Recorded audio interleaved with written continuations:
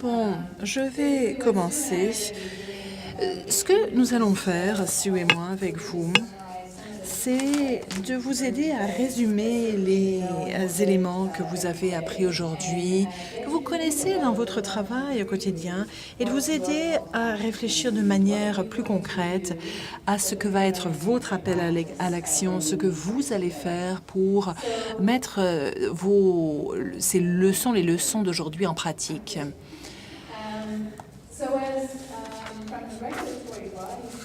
Du point de vue des organismes réglementaires, quel doit être notre intérêt dans le leadership?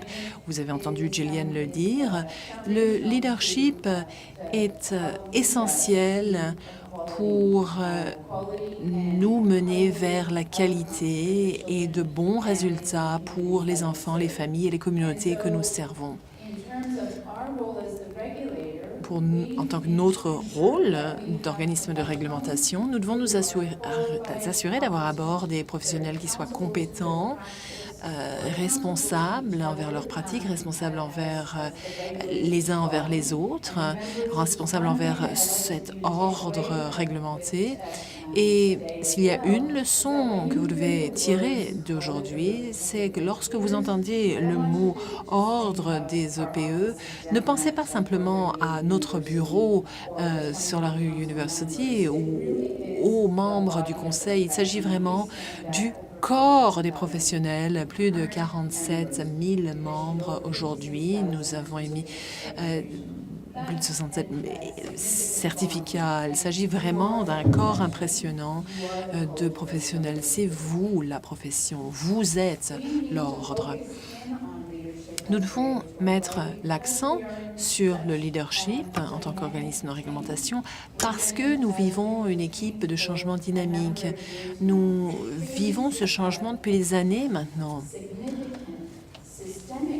Il s'agit de changements majeurs, de changements systémiques, de changements de politique. Il est essentiel donc pour nous, EPE, et pour les personnes avec qui nous travaillons au quotidien ou moins régulièrement, que de mettre l'accent sur le leadership. Il est essentiel d'apprendre. C'est essentiel pour le leadership. Comme l'a dit John F. Kennedy, le leadership et l'apprentissage sont indissociables. Si nous voulons faire progresser notre profession et répondre à notre promesse que d'éduquer la petite enfance, nous devons continuer à apprendre nous-mêmes pour être de bons leaders à tous les niveaux. Nous avons entendu parler aujourd'hui de collaboration et de l'importance pour nous, professionnels, de collaborer avec les enfants, avec nos collègues, avec les parents, avec différents intervenants dans la communauté, les différents paliers de gouvernement. Collaboration et communication sont indissociables aussi et contribueront ensemble à nous permettre de fournir aux enfants, aux familles de l'Ontario un service de qualité. C'est dans l'intérêt du public. Les EPE ont un pouvoir, une position d'autorité et de confiance aussi. Nous travaillons avec des populations vulnérables.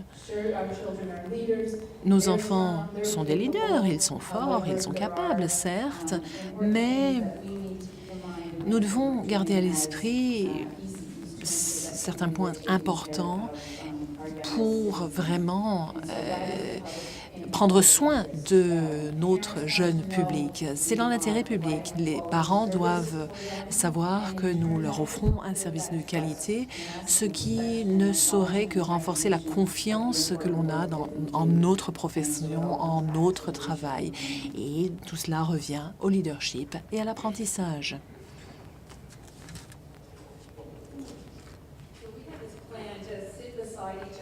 Alors, on avait prévu de nous asseoir côte à côte et de discuter ensemble. Et on avait oublié qu'avec donc la technologie, le fait que nous diffusons cela en direct sur le web, qu'il fallait en fait que nous soyons à l'estrade. Il va falloir donc que nous passions le relais.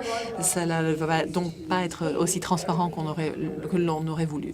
Cependant, cela dit, Nous allons, avec vous, tirer les leçons de tout ce que nous avons appris. Et j'ai vraiment vu les gens écouter aujourd'hui. Il n'y avait pas trop de gens au téléphone, c'est impressionnant. Et faire de tout cela un terrain d'apprentissage pour l'action. Alors, c'est vrai qu'il s'agit de processus, mais s'il n'y a pas de résultats concrets, au bout du compte, eh bien, on en reste au niveau du processus. Et s'il y a des choses que nous avons en commun avec les petits-enfants, des choses dont nous allons parler pendant cette dernière heure, la chose que nous n'avons pas en commun avec les petits-enfants, c'est que nous, il nous faut livrer des produits. Et voilà ce à quoi nous allons nous atteler maintenant.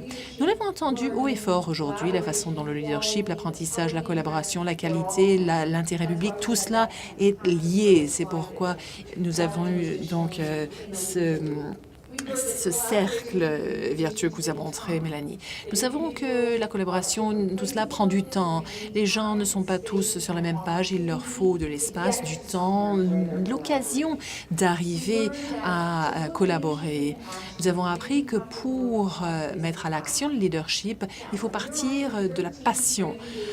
Alors, quand il pleut depuis 13 jours, ce n'est pas toujours facile de retrouver cette passion. Mais il y a quelque part en chacun d'entre nous, que nous soyons nouveaux sur le terrain ou experts depuis des années, nous avons tous cette passion et nous espérons aujourd'hui pouvoir régénérer cette passion. On a appris que l'on peut bâtir la pratique, la qualité, que l'on peut aider les gens à continuer à aller de l'avant en créant des communautés de pratique, par exemple. Et plusieurs de nos présentateurs ont parlé de façon tout à fait pratique d'actions qu'ils entreprennent dans leur communauté pour faire avancer tout cela. Nous avons également entendu qu'il est important d'assister, d'appuyer nos collègues et nos intervenants, nos homologues, dans le changement. Et si vous travaillez dans le domaine des soins à la petite enfance aujourd'hui dans l'Ontario, le changement, ça vous connaît. Il y a de nouvelles lois, de nouveaux règlements qui arriveront dès le mois de décembre ou janvier, et puis d'autres sans doute en mai-juin.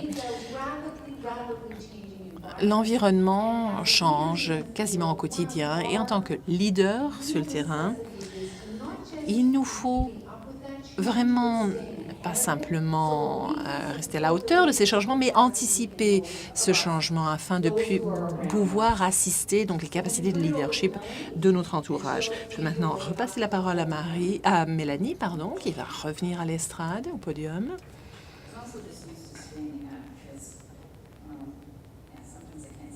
Oui, j'ai l'habitude d'être debout, en fait.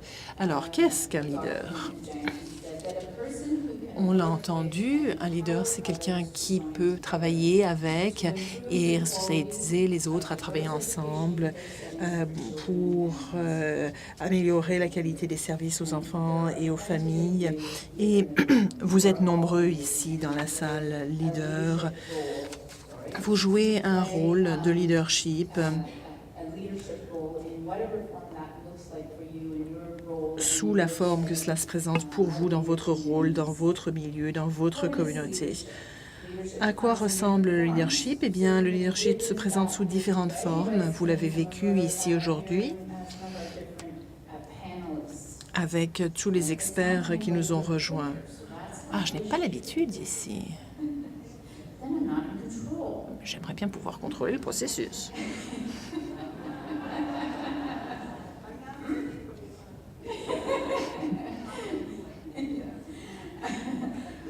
Le leadership se présente sous différentes formes. Le leadership a différentes fonctions. On a entendu parler de leadership exécutif, toutes sortes de leadership. Gillian en a parlé aujourd'hui, ainsi que Michael et d'autres. Le leadership peut être assumé ou attribué. Et j'espère que vous réfléchissez à tout cela, que vous observez, que vous écoutez les gens autour de vous pour saisir ces moments de leadership, ces moments où on se rend compte qu'il y a du leadership autour de soi, Et ensuite, comment rendre cela visible, comment exprimer cela dans son propre milieu.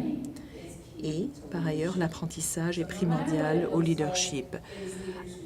Peu importe à quoi ressemble le leadership, une personne est un leader quand elle soutient et encourage les autres et les habilite à donner le meilleur d'eux-mêmes. Ce sont les leaders qui facilitent la qualité sous toutes ses formes. On va maintenant cliquer une fois. Le leadership donne de la visibilité à la profession. Le professionnel en EPE devient visible sur une grande échelle, tel qu'à travers un organisme plus important, mais aussi à un niveau individuel dans son propre contexte de travail. En assumant un rôle de leadership, vous passez au premier plan. Ça met en évidence de toute la personne qui est classifiée ou connue comme l'éducatrice de la petite enfance. Et je pense que c'est un aspect très important parce que souvent, le rôle de leadership que l'on joue est en quelque sorte invisible, car il est tellement enraciné, intégré dans notre travail avec les enfants, les collègues, les étudiants.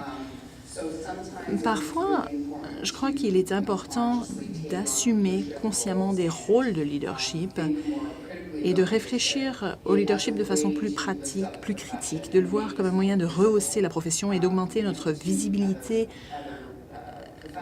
au sein de notre secteur, auprès d'autres professions du gouvernement et du public.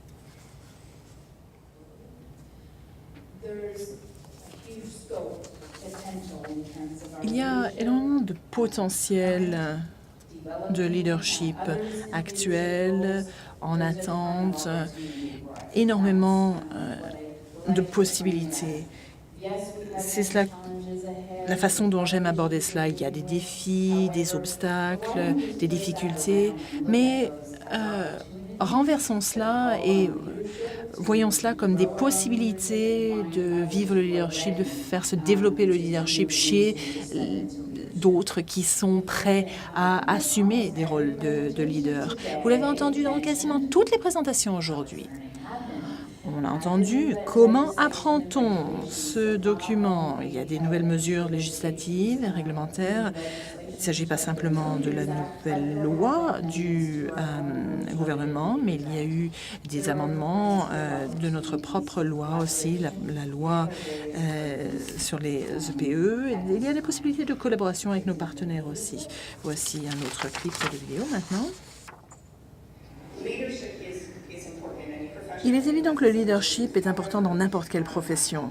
Néanmoins, j'ai l'impression que le domaine de l'apprentissage et de la garde des jeunes enfants est en pleine transformation. Par exemple, la modernisation, la transition à la loi de 2014 sur la garde d'enfants et la petite enfance. Il y a tellement d'exemples de transition et de transformation dans notre secteur.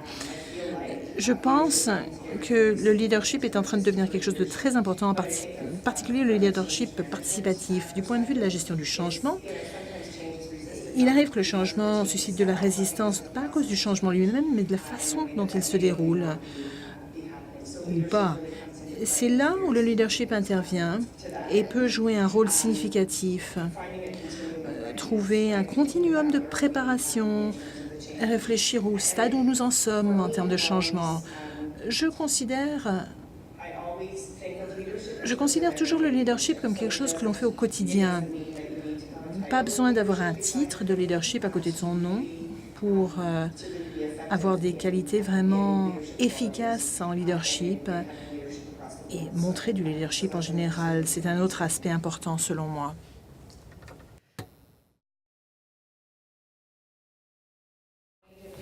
Aujourd'hui, on a entendu différentes idées, différentes perspectives, différentes manières de voir ce qu'était le leadership. Et chacun a quelque chose à apporter à chacun d'entre nous. Le leadership, suivre le leadership d'un enfant, par exemple, ça c'est quelque chose que vous allez pouvoir faire. Et les différents messages vont nous toucher de différentes manières. Mais comment faire en sorte de faire avancer les choses dans l'intérêt public pour renforcer la qualité, puisque c'est ça aussi la question du leadership. Il faut que vous mettiez le leadership en action. Et nous allons parler maintenant de cela, passer à l'action. Alors, cette diapo, je vais d'abord dire que je suis désolé que Jim ne soit pas là parce que Jim, si vous ne le savez pas, il est toujours obsédé par la manière dont l'apprentissage se fait. Il l'a fait et il y a réfléchi pendant toute sa carrière au ministère. Et donc, où qu'il soit, puisqu'il n'est plus dans la salle, je suis sûr qu'il sourit à l'idée de ce que nous sommes en train de faire. Alors, vous vous souviendrez, parce que vous l'avez entendu à plusieurs reprises aujourd'hui, et on a les 4 fondations, les 4 fondements de l'apprentissage, un sentiment d'appartenance, un sentiment de bien-être, l'engagement avec concentration et la participation et la capacité d'expression. Alors, je vais dire comment cela se connecte ou a un lien avec les adultes. Nous sommes des éducateurs de la petite enfance inscrits. Mon numéro d'inscription, c'est le 5341. Bon, ça m'a pris un certain temps pour m'inscrire. Je ne trouvais plus mes relevés de notes parce que je suis vieille. J'ai eu mon diplôme il y a longtemps. Il y a beaucoup de choses qui se sont passées depuis. Mais maintenant, je suis membre. Je suis inscrite. Alors, pour ceux d'entre nous qui sommes des éducateurs et éducatrices de la petite enfance inscrits, nous comprenons très bien, en tout cas pour la plupart d'entre nous, comment toutes ces choses-là s'appliquent aux enfants. Mais je vais parler un petit peu, et c'est un peu ironique que Mélanie et moi-même fassions une présentation aujourd'hui. Nous deux qui aimons parler beaucoup, nous avons seulement 40 minutes pour faire la présentation. Maintenant, on risque d'être un peu en retard parce qu'il n'y a personne de prévu après nous à l'horaire. Mais bon. Alors, en tant qu'adulte, comment est-ce que je peux passer à l'action? On a vu qu'on peut appartenir à une communauté de pratique et si vous n'en avez pas, vous pouvez en trouver une. Le bien-être vient d'un sentiment de fierté et j'espère que les gens dans cette salle peuvent le sentir, qu'appartenir à un groupe de personnes qui est de plus en plus reconnu comme des professionnels, qui fournissent, qui apportent un travail de grandes valeurs pour les enfants, pour la famille et pour la société en général. Et qu'à partir de cette reconnaissance, vous savez que ce que vous faites est important et que où que vous vous trouviez sur le continuum, quelles que soient vos fonctions dans ce domaine, dans ce secteur, tout ce que vous faites a une incidence sur la réussite de ce que nous faisons et pour s'assurer que nous avons un système de qualité pour l'apprentissage de la petite enfance. L'engagement. Engagement, il s'agit d'apprendre ce que nous savons et de le mettre à l'action. Donc, si on s'engage, on prend ce qu'on peut ouvrir et on prend ce qu'on peut offrir et on l'offre aux gens. Donc, il s'agit d'action. On peut le faire par le biais de projets et on fait donc un engagement pour ce qu'on fait. Et puis ensuite, la capacité d'expression. Et pour ceux d'entre vous qui me connaissez, certains d'entre vous dans cette salle, parce que je connais quand même pas mal de monde dans cette salle, il s'agit de trouver une voie pour les adultes. Utilisez vos connaissances pour aider le monde à comprendre pourquoi ce que vous faites est important, pourquoi on doit avoir une plus grande voix, une voix qui se fasse entendre plus quand on parle de ce qui est important pour les enfants et pour les familles, parce que ce qui est important pour les enfants et pour les familles est important pour la société dans son ensemble. Alors, on va regarder une autre vidéo maintenant. Et c'est pourquoi il est très important de créer cette culture, d'être dans une position d'apprenant, de comprendre que l'objectif n'est pas d'atteindre un plateau prédéterminé et ensuite d'avoir ce dont nous avons besoin et ensuite de continuer. Ce qui est important, c'est ce processus d'apprentissage continu. il faut relier cela à comment apprend-on et aux 4 fondements de l'apprentissage. Je pense que lorsqu'on examine une culture d'apprentissage, il faut examiner ces 4 fondements. Est-ce que nous offrons un sentiment d'appartenance aux membres de notre équipe? Est-ce que nous leur offrons un environnement sécuritaire où elles peuvent librement exprimer leur point de vue, leur compréhension, leur connaissance et à leur tour, sont-elles réceptives à ce que les autres ont à dire? Cela crée aussi un forum d'expression où nous pouvons nous exprimer de différentes manières qui nous conviennent. L'engagement, c'est une culture d'apprentissage qui encourage les gens à s'engager dans leur apprentissage professionnel, à donner leur opinion, leur point de vue, leur compréhension et à leur tour à co-construire les connaissances avec leurs collègues. Une culture d'apprentissage, ça favorise le bien-être. Dans une culture d'apprentissage, on n'examine pas seulement comment on appuie les aspects cognitifs de l'apprentissage professionnel, mais comment on appuie les aspects physiques et les aspects spirituels et tous les autres éléments qui font de nous ce que nous sommes. Alors que vous sachiez, le bruit de fond que vous entendiez, c'était une fontaine et aussi des enfants qui jouaient, ce qui semblait tout à fait approprié comme bruit de fond pour ce public. Alors, les principes de l'éducation pour les adultes. Les adultes doivent avoir la volonté d'apprendre. Il est très difficile d'obliger un adulte d'apprendre quelque chose qu'il ou elle ne veut pas apprendre. Alors, il faut qu'ils veuillent apprendre et qu'ils considèrent que c'est utile d'apprendre. Les adultes sont encore plus difficiles que ça, en fait. Ils apprennent uniquement ce qu'ils pensent avoir besoin d'apprendre. Parce que nous pensons qu'on sait déjà trop, on sait déjà beaucoup de choses. Donc, il faut que vous me donniez une bonne raison pour que je veuille apprendre quelque chose de nouveau. Parce qu'en tant qu'adulte, on est tout à fait à l'aise dans notre petite bulle de connaissances. On sait ce qu'on fait, ou on pense qu'on sait ce qu'on fait. Et donc, ce que vous allez vouloir m'enseigner, il faut que je sache que c'est quelque chose d'utile pour moi. Et puis, les adultes apprennent en général par la pratique. L'apprentissage chez l'adulte doit être axé sur des problèmes à résoudre et les problèmes doivent être réalistes. Heureusement, dans notre domaine, ce n'est pas un problème. L'expérience vécue influe sur l'apprentissage chez l'adulte. Donc, en tant qu'adulte, nous arrivons à l'âge adulte, pour certains d'entre nous, avec beaucoup d'éducation formelle. D'autres personnes arrivent à l'âge adulte sans beaucoup d'apprentissage formel, mais ont beaucoup d'expérience. D'autres, c'est un hybride en quelque sorte. Donc ces expériences et la manière dont nous sommes arrivés à notre situation d'adulte ont un impact sur la manière dont on va absorber, assimiler les possibilités d'apprentissage.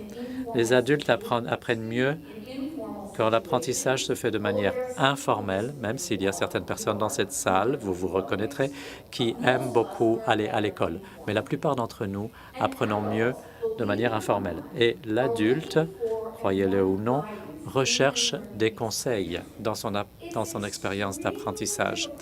Il est très difficile, en tant qu'adulte, d'avoir quelqu'un qui vous dit « Apprenez simplement quelque chose ». Il faut que les gens sachent ce que vous voulez qu'ils apprennent et pourquoi vous voulez qu'on passe du temps, de l'énergie à apprendre ensemble. Alors, si vous regardez cette liste, qu'est-ce que ça vous rappelle? Allez-y, dans ce groupe, on devrait avoir une réponse. Les enfants, ce n'est pas différent. Alors, je voudrais vous rappeler que nous sommes doués. Nous sommes doués pour faire ces choses, pour appliquer ces principes pour l'apprentissage des enfants. Alors, pensons un peu à ce que ça veut dire pour vous et pour votre équipe. Comme c'est vrai pour les enfants, ces principes que vous connaissez, que vous comprenez, que vous adhérez à chaque jour, s'appliquent aussi aux adultes. Les gens apprennent différemment les uns des autres. Les gens, pour certains, doivent lire et ensuite avoir une conversation. D'autres préfèrent parler. Certains apprennent en regardant des vidéos. D'autres apprennent simplement en parlant, en conversant. Et tous les gens apprennent en ayant la possibilité de mettre les connaissances qu'ils ont accumulées en pratique d'une manière ou d'une autre. Et les gens, et quand je dis les gens, ça veut dire les adultes ici pour moi, doivent être inspirés à apprendre. Il faut qu'ils puissent retirer quelque chose. Ça serait très bien si on disait « oui, l'apprentissage, simplement pour l'apprentissage, c'est bien ».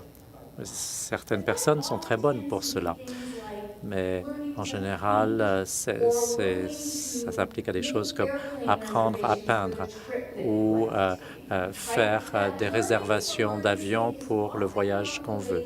L'apprentissage simplement pour l'apprentissage, ce n'est pas nécessairement lié à notre vie professionnelle.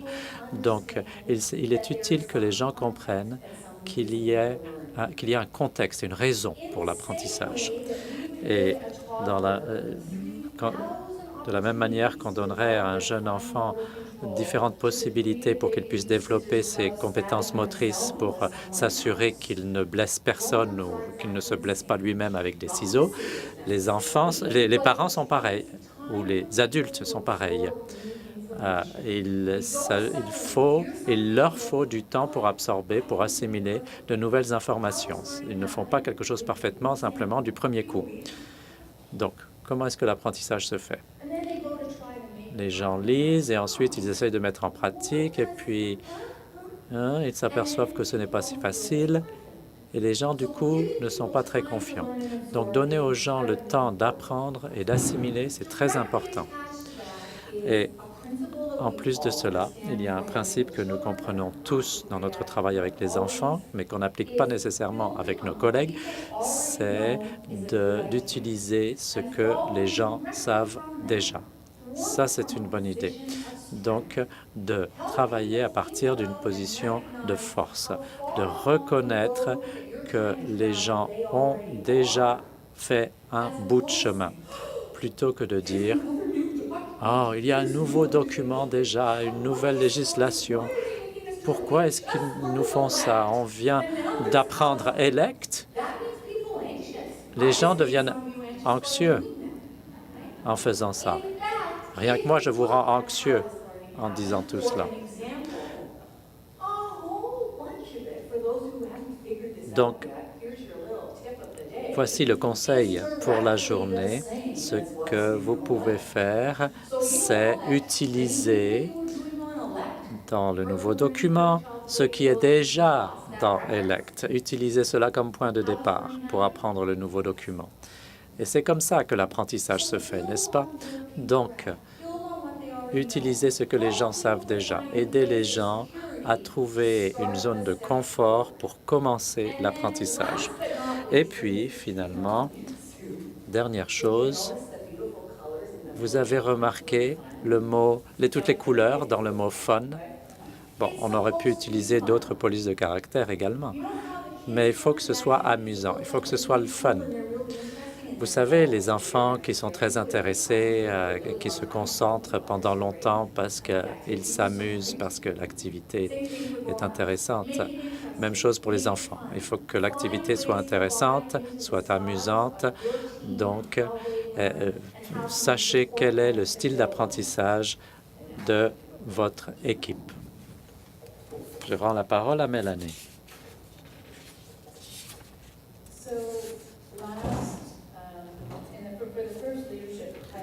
Alors, pour le premier projet pilote de leadership qui a commencé en septembre 2013 et qu'on a terminé en mai 2014, là, on a identifié l'impact de ce qu'est se centrer sur le leadership avec les EPE et les mentors qui ont participé. On a vu les impacts ou les incidences que cela a eu, le projet pilote a eu sur eux et sur leur environnement et les communautés au cours des 2 journées de réflexion qu'on a eues avec eux pour entendre leur parcours d'apprentissage. On a fait une activité concernant les points forts, les possibilités, les aspirations et les résultats. Et voici donc un résumé de ce dont ils nous ont fait part au cours de l'activité. Ils avaient été divisés en plusieurs petits groupes et ils ont eu la possibilité de réfléchir sur les points forts du programme pour eux, individuellement en tant que professionnels, et le potentiel que ce programme peut avoir pour la profession dans son ensemble. Donc voici certains des points forts. Ils ont dit maintenant on a un code d'éthique et des normes de pratique. On a maintenant donc le langage et certains des outils pour le portefeuille d'apprentissage continu ou de formation continue, ce qui permet donc d'aider à définir la profession et à comprendre le rôle de chacun en éducation de la petite enfance et, de manière plus générale, l'impact que cela a dans la société et dans le domaine de leadership. Donc, il s'agit en fait d'identité professionnelle, en quelque sorte, et il s'agit de continuer à renforcer notre identité professionnelle.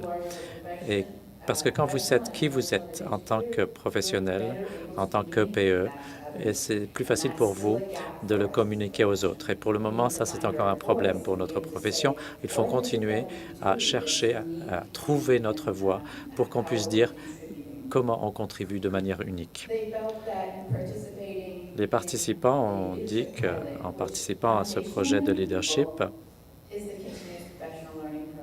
qui est donc le programme de formation continue, le portefeuille, puisqu'il s'agit de faire une auto-évaluation sur le code et les normes, arriver à des objectifs d'apprentissage et passer à l'action, faire des activités et mettre en œuvre des stratégies pour arriver à ces objectifs.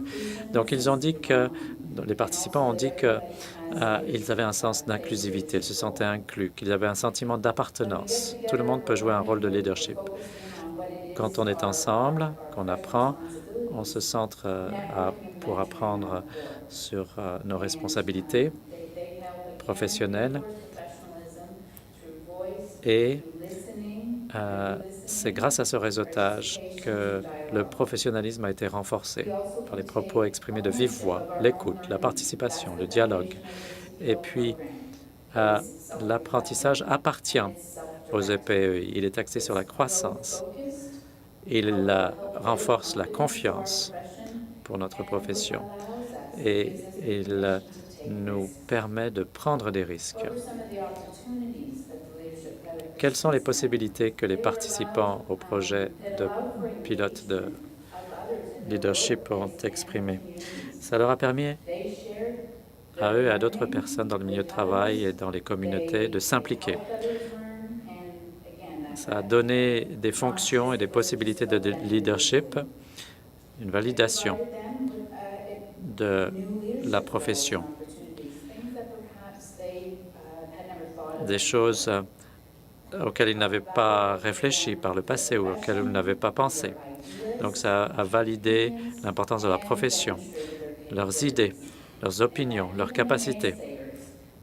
Et même ceux qui étaient critiques au départ, qui étaient sceptiques, donnent un point de vue qui doit être entendu. Et c'est important parce que ça remet en question nos réflexions. Maintenant, en termes d'aspiration, ils ont mieux compris, ils ont mieux apprécié les normes. Les normes, c'est important. Il y a certaines normes qui sont très claires, qu'on doit savoir. Certaines normes sont plus nuancées. Il s'agit de savoir donc mieux les comprendre, d'être plus à l'aise avec ces normes, mieux les comprendre. Et ainsi, de faire en sorte que les attentes de la profession soient bien comprises et que, ainsi, le public nous reconnaisse mieux. Ça permet d'enrichir la pratique réflexive et de développer le questionnement davantage, de découvrir, de mettre en valeur les compétences et les capacités de leadership des autres, de mettre l'accent sur les points forts de chacun, donc cette approche axée sur les forces. Alors, quels sont certains des résultats?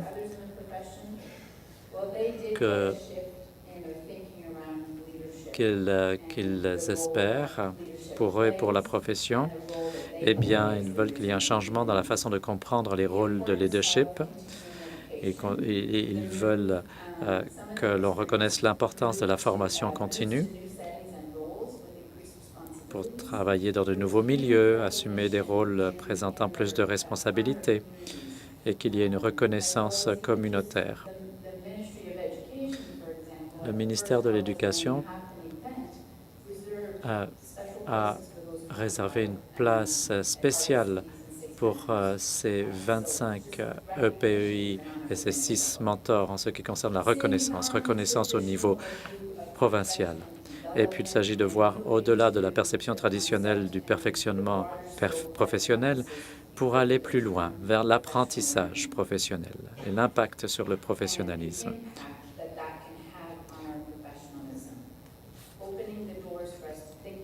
Il s'agit donc de penser au-delà des activités comme les ateliers, les conférences, les cours, les formations. Les participants ont considéré qu'ils avaient eu la possibilité d'apprendre pour habiliter les autres. Les mentors eux-mêmes ont trouvé qu'ils ont appris plus que les participants.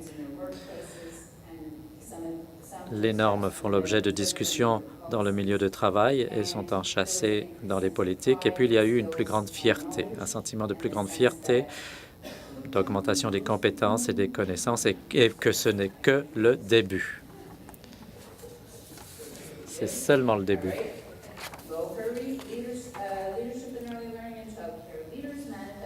Alors, les leaders sont des mentors, des modèles, des défenseurs, des catalyseurs, des leaders pédagogiques, des chercheurs. Les leaders établissent des réseaux, innovent, ouvrent la voie, repoussent les limites intellectuelles, motivent les gens à donner un excellent rendement. Les leaders encouragent de futurs leaders et investissent en eux pour réaliser le plein potentiel de l'apprentissage et de la garde des jeunes enfants. Le leadership fait partie intégrante de la pratique quotidienne. Il est participatif, réparti. Alors, comment est-ce que vous pouvez devenir un agent de changement? Voici un dernier clip vidéo. S'il y avait un conseil à vous donner pour vous aider à être un leader dans votre domaine, c'est de trouver votre passion. Quelle est cette idée qui vous réveille au milieu de la nuit et vous fait dire « je veux faire cela ». Et je pense qu'il faut trouver un moyen de la partager, cette idée, de partager ce qui nous passionne. Pourquoi est-ce que ça me passionne? Comment est-ce que je peux partager cette passion? Peut-être que dans un premier temps, il suffit d'écrire là-dessus et de noter ça dans un journal. Dans ce journal, vous pourriez réfléchir à ce que vous voudriez faire, vraiment faire. Si c'était votre dernière semaine en éducation de la petite enfance. Qu'est-ce que vous aimeriez que les familles, les enfants avec lesquels vous travaillez, les collègues, la communauté disent à propos d'une contribution que vous avez pu apporter? S'engager à comprendre pleinement le contexte professionnel, à comprendre pleinement le système dans lequel elles travaillent et toutes les politiques qui influent sur le travail et dictent à qui elles doivent rendre des comptes, pourquoi et comment. Et consolider ces connaissances et être en mesure d'avoir une vue d'ensemble de ces éléments qui vous touchent au quotidien. Ça renforce énormément votre pouvoir. Cela vous permet de gérer ce qui se passe autour de vous sans crainte ni sentiment d'oppression, mais d'une façon qui vous remet en question, qui vous motive et qui vous inspire.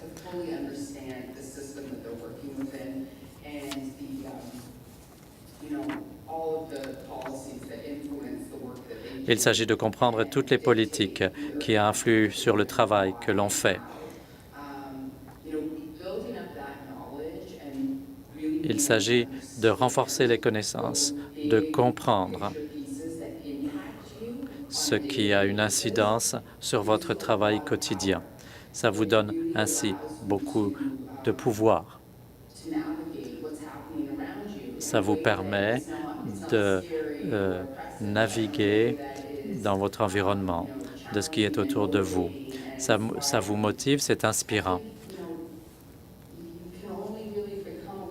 Je crois que vous pouvez devenir un leader seulement si vous faites ce travail au préalable.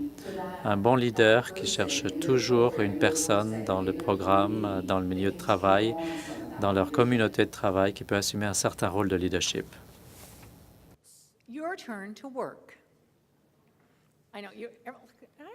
Maintenant, c'est à votre tour de travailler. Je crois que je veux simplement vous dire qu'il faut que vous travaillez maintenant. C'est à vous de travailler. Alors, à vos tables, dans votre trousse de documents, de quelle couleur est le papier? Le papier est vert. Vous avez une feuille verte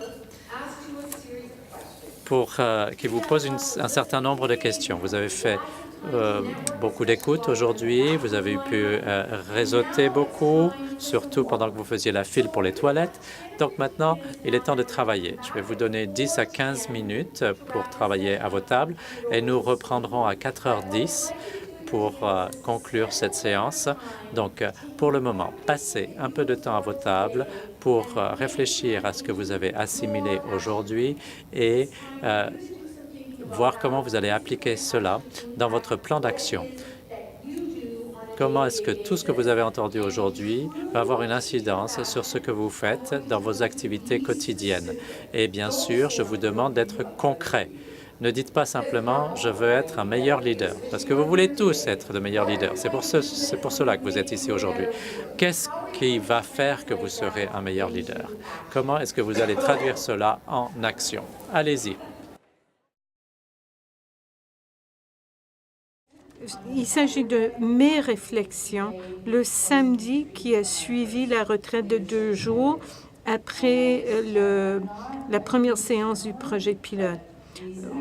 Moi, je note pas souvent des choses, mais j'ai voulu mettre sur papier ce qui me trottait dans la tête après avoir écouté les témoignages pendant ces 2 jours-là. Alors, j'ai appris que les EPEI ont une passion pour ce qu'ils font et apprécient la valeur de leur profession. Ce sont des chercheurs et s'interrogent activement. Ils s'engagent à interagir et à collaborer avec les parents, leurs collègues et d'autres professionnels. Ils ont la détermination même dans l'adversité. Elles ont de la créativité et pensent en dehors des cadres établis. Ce sont des leaders, des pédagogues, ce sont des auteurs, des blogueurs, des présentateurs, ce sont des administrateurs et des développeurs de ressources humaines. Ils influencent et changent les systèmes. Ils acceptent de pratiquer d'autres réflexions. Ils font appel à des amis indispensables pour obtenir des commentaires qui les aideront à poursuivre leur croissance personnelle. Ce sont des apprenants de la vie durant. Comme les enfants, ils sont curieux, compétents, capables et doués d'un riche potentiel. Merci. Bon, c'est de nouveau le moment de se dire adieu.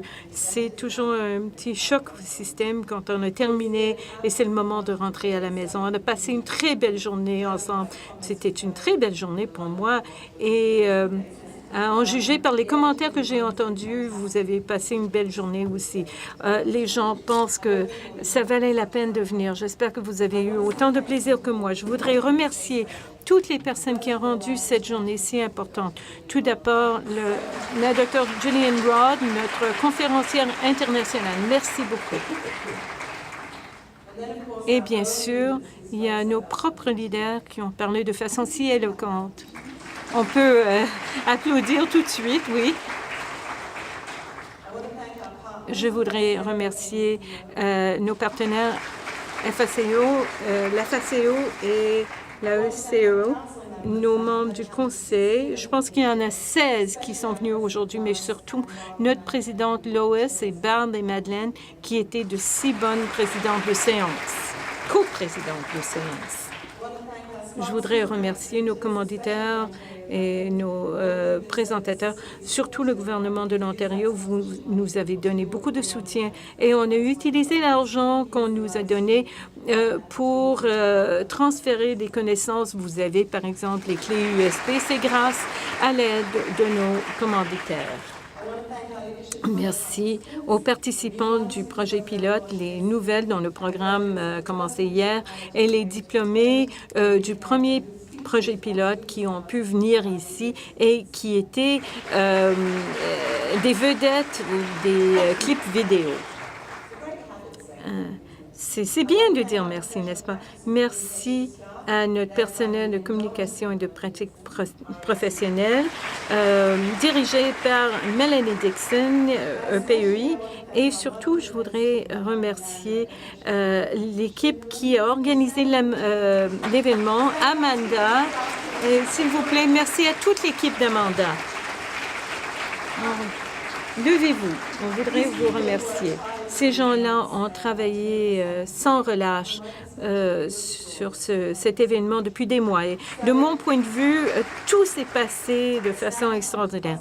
Alors maintenant, c'est le moment d'aller de l'avant et bien sûr planifier la réunion de septembre 2017. Peut-être que je vais prendre ma retraite, mais je n'arrêterai pas d'apprendre parce que quelqu'un a dit une fois qu'on arrête d'apprendre, on est mort. Alors merci beaucoup et bon voyage de retour.